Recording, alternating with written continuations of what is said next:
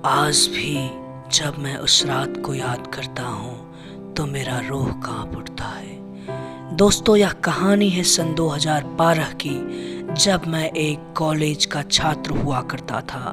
दरअसल वह जगह शहर के एक मशहूर हॉस्पिटल के करीब है, जहाँ मैं किराए के कमरा में रहा करता था। गर्मी के दिन थे। एक रात की बात है, जब मैं सो रहा था, मुझे अचानक से नींद खुलता है और उठकर अपने कमरे के दरवाजे को खोलकर बाहर निकला। मैं जैसे ही बाहर निकला तो थोड़ा सा टहलते टहलते अपने कैंपस के मेन गेट पर जाने को मन किया और फिर मैं चलते चलते उस जगह पर पहुंचा। फिर मुझे अचानक से एक आवाज़ सुनाई दिया। दरअसल वह आवाज़ किसी बच्चे का था, लेकिन उस मेन गेट के छेद से कुछ दिखाई नहीं दे रहा था। फिर मैंने धीरे से गेट को खोला, फिर थोड़ा बाहर गया, गली के सड़क पर गया तो मुझे कुछ दिखाई नहीं दिया। और चूंकि चांदनी रात थी, अंधेरा अधिक था नहीं, तो मैं जरा सा इधर उधर टहलने लगा।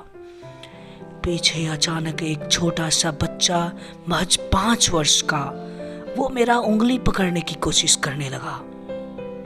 और जब मैं पीछे मुड़ा तो देखा उसे, तब वो रो रहा था।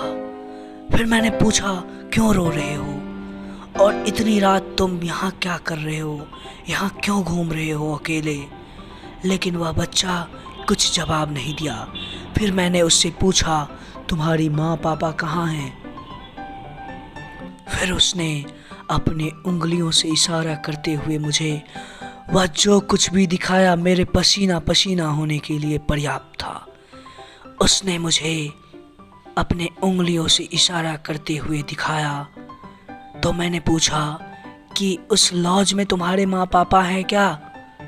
पर उसने मुंडी हिलाते हुए जवाब दिया, नहीं। फिर मैंने पूछा, उधर तो और कोई घर नहीं है, फिर कहाँ है वो लोग, कहाँ है तुम्हारे माँ पापा? फिर भी वो इशारा उसी ओर कर रहा था। तभी अचानक मैंने पूछा, पोस्टमार्टम घर की तरफ क्या? तभी वो जोर जोर से रोने लगा और मुंडी हिलाने लगा। मैं जरा सा डर गया था।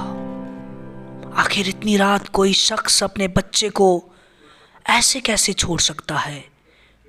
फिर भी मैंने सोचा, इस बच्चे को मोड़ तक कम से कम रास्ता तो दिखा दूं।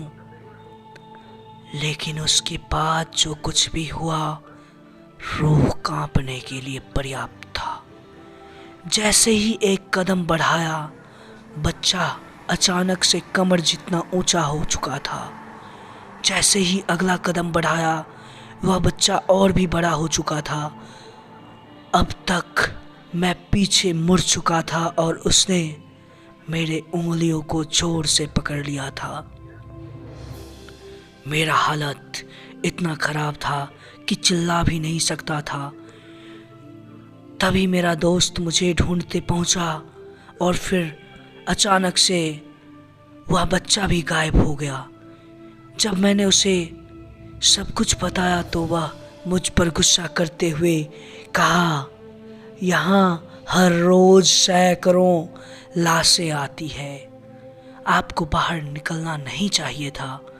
यहाँ के बारे में बहुत कुछ कहा सुना जाता है। यहाँ बगैर किसी ज़रूरी काम के रात को निकलना सख्त मना है। उस रात के बाद फिर कभी मैंने बाहर नहीं निकला। लेकिन कुछ दिनों बाद मैं और मेरा दोस्त 2 बजे रात जो कुछ देखा, मौत के करीब का सफ़र को समझ पाया था उस रात। दोस्तों, इस कहानी को किसी और वीडियो में आपको सुनाऊंगा। उम्मीद है यह सच्ची घटना आपको पसंद आया होगा। इसी तरह के रोचक कहानियों को सुनने के लिए चैनल को सब्सक्राइब करें, लाइक करें, कमेंट करें और अपने दोस्तों तक शेयर करें। धन्यवाद।